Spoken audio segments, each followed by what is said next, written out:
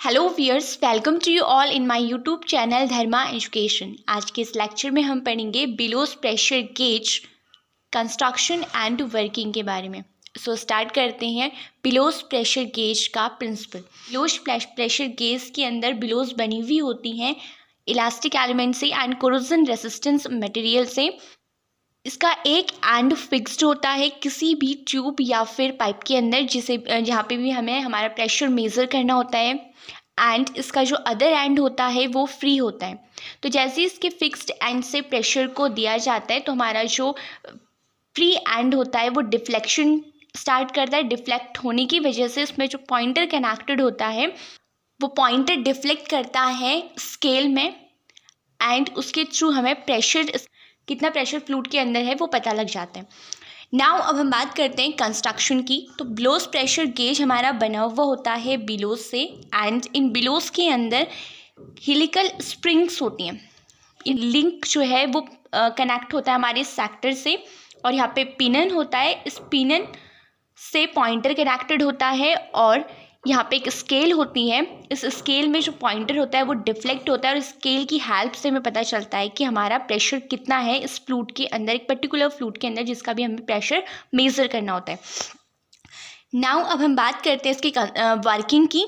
तो जिसका भी हमें प्रेशर मेज़र करना होता है उसे हम उस ट्यूब पे, उस पाइप पे इसको फिट कर देते हैं, एंड जैसे इसके अंदर हमारा जो भी फ्लूइड प्रेजेंट होता है उस पाइप के अंदर वो इसके अंदर जाता है, तो हमारा जो बिलोज होती हैं वो हमारी एक्सपेंड करती है। उसके एक्सपेंशन से क्या होता है, हमारा जो यहाँ पे एक सेक्टर होता है वो डिफ्लेक्ट करता है। सेक्टर के डिफ्लेक्शन से हमारा जो पिनन होता है यहाँ पे वो डिफ्लेक्ट करता है, और इसके डिफ्लेक्शन की वजह से हमारा जो पॉइंटर होता है उसमें डिफ्लेक्शन होता है, और हमारी जो स्केल होती है उसमें पॉइंटर कैलिब्रेट करने की वजह से इसमें जो प्रेशर होता है उसे हम मेज़र कर लेते हैं। यहाँ पे जो एंड सेक्टर के अंदर हमारी टूथ कटी हुई होती है, एंड दोनों ही आपस में एक दूसरे के बहुत ज़्यादा क्लोज होती हैं, जिसकी वजह से जैसे हमारा सेक्टर डिफ्लेक्ट करता है उसी के साथ साथ हमारा जो पिनन होता है वो भी डिफ्लेक्ट करता है। इसके अंदर जो हमारी हेलिकल स्प्रिंग्स लगी हुई होती हैं उनका काम होता है, जैसे हमारा बिलोज को प्रेशर देते हैं तो हमारी जो बिलोज होती हैं वो हमारी एक्सपेंड होती हैं, लेकिन जैसे ही हम प्रेशर को रिलीज़ करते हैं, प्रेशर मेज़र करने के बाद जैसे ही फ्लूइड हमारा रिलीज़ होता है तो उसके साथ हमारी जो बिलोज होती हैं वो भी अपने इनिशियल शेप में आना स्टार्ट हो जाते हैं, लेकिन वो अपने प्रॉपर इनिशियल शेप में नहीं आ पाती हैं। इसलिए जो हेलिकल स्प्रिंग्स होती हैं वो लगाई जाती हैं ताकि ये अपनी इनिशियल शेप में इजीली आ जाए। आई होप आपको इसका कंस्ट्रक्शन एंड वर्किंग समझ में आ गया होगा। Bilo's element is the elastic element which get deflected at the free end when pressure is fed through fixed end. This free and deflection can be taken as the measure of pressure inside it. Construction.